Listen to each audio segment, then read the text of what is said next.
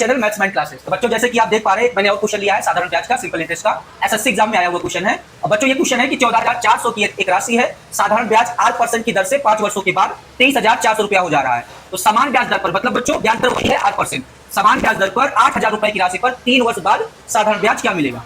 तो ऐसे केस में बच्चों क्या करेंगे, दोनों केस में साधारण ब्याज का रेशियो निकाल लें। तो पहले केस में साधारण ब्याज और रेशियो, दूसरे केस में साधारण ब्याज, पहला केस और दूसरा केस, इसका रेशियो निकाल लें। हम फार्मूला जानते हैं बच्चों साधारण ब्याज का, PRT/100। तो पहले केस में मूलधन क्या है बच्चों, P मतलब 14,400 गुणे R, टाइम कितना है बच्चों पहले केस में 5 और बाई 100 रेशियो। दूसरे केस में बताइए मूलधन कितना है 8,000, P R रेट तो समान ही है दोनों केस में, और टाइम कितना है बच्चों दूसरे केस में 3 वर्ष और बाई 100।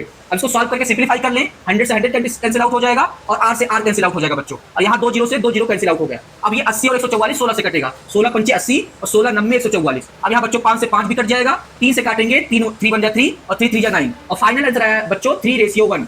मींस पहले ब्याज का रेशियो 3 है और दूसरे केस में ब्याज का रेशियो 1 है। अब यहाँ देखें बच्चों, तो 14,400 की राशि पहले केस में कितना हो जा रही है 23,400, मींस कितना ब्याज मिल रहा है 9,000 ब्याज मिल रहा है। जबकि यहाँ क्वेश्चन में कितना ब्याज मिल रहा है 3 के रेशियो में मिल रहा है। इसका मतलब 3 का रेशियो किसके इक्वल होगा, 9,000 के इक्वल होगा।